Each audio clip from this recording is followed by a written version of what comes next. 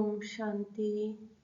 Good morning, সবাইকে নমস্কার। আজকে 30শে ডিসেম্বর 2025 সাল। আজকে সদ্গুরু দাতা একজন বিশুদ্ধ পবিত্র চাষী হয়ে এসেছেন। আমরা যা কিছু রচনা করি, যার ফল আমরা প্রাপ্ত করি, সেই রচনা, সেই সৃষ্টি শুরুতে যদি বিশুদ্ধতা থাকে, তাহলে তার ফলটা কত ভালো হবে। লোকে কথায় বলে, যেমন বীজ তার তেমন গাছ, তার তেমনি ফল। তো আজকে আমাদের ঈশ্বর সংকল্পরূপী বীজের কথা বলছেন। তো সংকল্পরূপী বীজ কেমন হওয়া উচিত, কোন সময় সংকল্প নিলে বীজ অর্থাৎ সেই সংকল্পের সফলতা পাওয়া যায়, সেই বিষয় নিয়ে আজকে আমরা একটু আলোচনা করব। সাংখ্য দর্শনে law of cause and effect সম্পর্কেও বলা হয়েছে। অর্থাৎ যেমন দুধ দইতে পরিণত হয়, ছানায় পরিণত হয়, অর্থাৎ দুধের মধ্যে সেই গুণ থাকে, পূর্ব অবস্থায় লুকিয়ে থাকে, যার ফলে দুধ থেকে দই, ছানা ইত্যাদি পাওয়া যায়। তাই আমরা যা কিছু রচনা করি, সেই রচনার সংকল্প, সেই রচনার ভাবনা, কোনো না কোনো বীজ আমাদের মধ্যে লুকোনো থাকে, তারই আমরা শুধু ফল প্রাপ্তি করি। এইটার কথাই আমাদের ঈশ্বর আজকে আমাদেরকে বোঝাচ্ছেন। পবিত্র সংকল্পরূপী বীজই সফলতার অস্ত্র। সংকল্প অর্থাৎ থট যাকে বলা হয়, যা মনের ভাবনা, আমরা যে ভাবনা নিয়ে এগোবো, যে ভাবনার বীজ সবসময় মনের মধ্যে রোপণ করব, সেই বীজই আমাদের ফলরূপী সফলতা প্রদান করবে। তাহলে ভাবুন, ভবিষ্যতে আমি কি চাইছি, কি হতে চাইছি, সেই সমস্ত সংকল্প যদি আমি প্রতিদিন পবিত্র মনে, পবিত্র স্থানে, পবিত্র ভাবনায় গ্রহণ করি, তাহলে সেই সংকল্প সাফল্য লাভ করতে বাধ্য।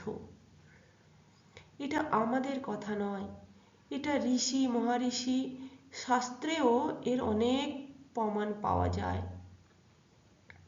পবিত্র সংকল্প মানে কি? স্বার্থহীন চিন্তা, কল্যাণমূলক উদ্দেশ্য, সত্য, শান্তি, প্রেম ভিত্তিক ভাবনা, আত্মিক চেতনা থেকে উৎসারিত সিদ্ধান্ত। এগুলো কিন্তু আমরা কখন নিতে পারি? আমরা যখন খুব উদ্বিগ্নে আছি, চিন্তাগ্রস্ত আছি, আমাদের ভাবনা ঠিক নেই, আমরা প্রচুর নেগেটিভ ভাবছি, তাহলে মনে যে ভাবনার উচ্চারিত হয়, সেগুলো কি পবিত্র সংকল্প? উত্তর হবে একদমই না। যখন আমরা আমাদের মনকে সম্পূর্ণ কলুষ মুক্ত করে শুদ্ধ ভাবনা নিয়ে সমাজের কল্যাণ, সবার কল্যাণার্থে যে সংকল্পের বীজ বপন করি, সেটাই হচ্ছে পবিত্র সংকল্প।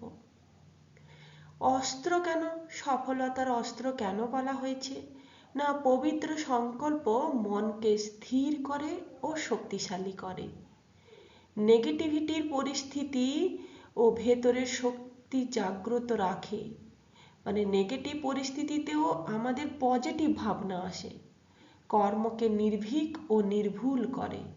আমরা কর্ম করার আগে ভাবি এটা হবে কি হবে না, যদি ভুল হয়ে যায়, সেই মানুষকে ভেতর থেকে প্রেরণা প্রদান করে। বারবার একই সংকল্প ধারণ করলে সেটা সংস্কারে পরিণত হয়ে যায়। আমরা বলি ওই পরিবারের খুব সংস্কার ভালো। তো সংস্কার কোথা থেকে আসে? ওই পরিবারে ছোট থেকে যে কোনো সংকল্পের বীজকে তারা বারবার শিশুদের মধ্যে রচনা করে। সংকল্পরূপী বীজই সফলতার মূল চাবিকাঠি। এই কথাটির আধ্যাত্মিক ও ব্যবহারিক জীবনে কতটা তাৎপর্যপূর্ণ আছে না, সংকল্প হলো বীজের মতো। একটি বট গাছ কোথা থেকে উৎপন্ন হয়? একটি ছোট্ট বীজ থেকে বিশাল বট গাছের উৎপত্তি ঘটে। তেমনি আমরা আমাদের মনে ছোট্ট একটি ইচ্ছা সংকল্প থেকে বৃহৎ কিছু জন্ম নিতে পারে। তাই ছোটবেলায় শিশুদের জিজ্ঞাসা করা হয়, তুমি বড় হয়ে কি হতে চাও? বা তাকে একটা ভালো সংকল্পের, ভালো কিছু করার সংকল্প দিয়ে দেওয়া হয়। তখন সে বলতে থাকে, আমি ডাক্তার হতে চাই, ইঞ্জিনিয়ার হতে চাই, আমি অ্যাক্টর হতে চাই। তখন সেই যে সংকল্প যদি তার মধ্যে বারবার রিপিট করা হয়, তাহলে একদিন দেখা যায় সেটার সফলতা পাওয়া যায়। শুধু রিপিট করলে হবে না, মন তাকে কিন্তু সেগুলো করার জন্য উদ্দীপিত করে। মন সেই সমস্ত কিছু পথ তার সামনে খুলে দেয়। তার জন্য তাকে দৃঢ়তা, একাগ্রতা এটাও তার মধ্যে আনা দরকার। তো পবিত্রতার সাথে যে সংকল্প নেওয়া হয়, যে ভাবনা নেওয়া হয়, যেই শুভ চিন্তা রচনা করা হয়, তা কিন্তু সফল হয়।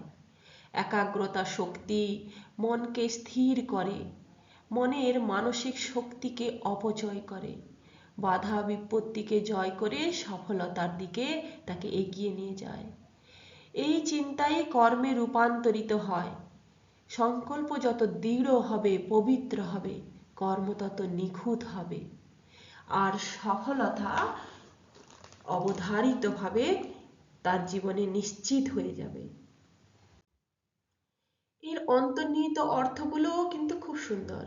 আমরা যখন ধ্যানে বসি, তখন আমাদের মনে অনেক ধরনের ভাবনা প্রথমত আসতে থাকে, কিন্তু আমরা যদি মনকে একাগ্র করি, এই জন্য আমাদের ব্রহ্মাকুমারীতে কি শেখানো হয় না, পয়েন্ট অফ লাইটের দিকে তুমি অ্যাটেনশন দাও। তোমার মন বিক্ষিপ্ত হয়ে ঘুরে বেড়াচ্ছে, তোমার মনকে তুমি ওই পরমাত্মা জ্যোতির বিন্দুতে স্থির করো, আর তোমার সংকল্পের বীজ রোপণ করো। অবশ্যই ঈশ্বরের কাছে সংকল্প করছি মানে অপরের ক্ষতি নয়, সবসময় কল্যাণার্থে যে সংকল্প হবে। এতে কি হবে, আমাদের মানসিক অবস্থার, মানসিক আচরণের পরিবর্তন ঘটবে। আমাদের মন শান্ত হবে, শীতল হবে, সাথে আমাদের মধ্যে যে বিকারগুলোর উৎপত্তি ঘটে সেগুলো ধ্বংস হয়ে যাবে। আর সাফল্যের মানদণ্ড হিসাবে আমরা কম পরিশ্রমে বেশি ফল লাভ করতে পারবো এবং আনন্দের সাথে তা লাভ করতে পারবো। একে যদি আমরা আমাদের শিশুদের মধ্যে, পারিবারিক সম্পর্কের মধ্যে, সামাজিক ক্ষেত্রে আমরা প্রয়োগ করি, তাহলে দেখা যাবে সেই সংকল্প কিন্তু ধীরে ধীরে বিস্তার লাভ করছে। শিশুদের মধ্যে শুরু থেকে যদি নৈতিকতা ও মূল্যবোধের শুদ্ধ বীজ আপনি বপন করেন, তাহলে দেখবেন সেই শিশু কিন্তু ভবিষ্যতে সুন্দর নাগরিকে পরিণত হয়, তাই না? এবারে আমরা যখন ধ্যান করি, তখন আমরা এই সংকল্পের বীজ কেমন করে বপন করব? প্রথমত আমি নিজে বীজ রূপে অবস্থান করব। যেমন পাশের ছবিটিতে দেখানো হয়েছে, একটি বট গাছের বীজ কিন্তু তার মাটির তলায় রয়েছে। সেই বীজের ভেতরে যে সুপ্ত সম্ভাবনা রয়েছে, সেটাই বট গাছকে উপরে শক্তি প্রদান করছে, বট গাছ বিশাল বৃক্ষে রূপান্তরিত করছে। তাহলে আমি পরমাত্মা সন্তান, শুদ্ধ আত্মা, বীজ রূপে অবস্থান করছি। আমার জীবনে সমস্ত সংকল্প সকলের কল্যাণার্থে আমি নিচ্ছি। এই পৃথিবীকে শুদ্ধ করছি। আমার মধ্যে সমস্ত সম্ভাবনা রয়েছে, আমার মধ্যে সেই সমস্ত শক্তি রয়েছে যা এই পৃথিবীকে, এই সমাজকে, এই ধরতিকে সম্পূর্ণ বিশুদ্ধ ও পবিত্র দুনিয়ায় রূপান্তরিত করবে। আমি আমার মস্তক থেকে পবিত্রতার লাইট চারদিকে ছড়িয়ে দিচ্ছি। আমি একটা বীজ, এই বীজ আমার জীবনে সমস্ত শক্তিকে এই সংকল্পে আমি রূপান্তরিত করলাম। এর ফল সব সময় বিশুদ্ধ হবে। আপনি যদি এইভাবে স্থির হয়ে মহৎ ও পবিত্র লক্ষ্যকে স্থির করে আপনি যদি অটল থাকেন, তবেই আপনার সংকল্প আপনাকে লক্ষ্যে পৌঁছাতে শক্তি যোগাবে। তাই প্রতিদিন শুভ ও পবিত্র সংকল্পের মাধ্যমে আপনার জীবন, আপনার দিন শুরু করা উচিত। এভাবেই চলুন, আপনার জীবনকে সফল করুন। ওম শান্তি।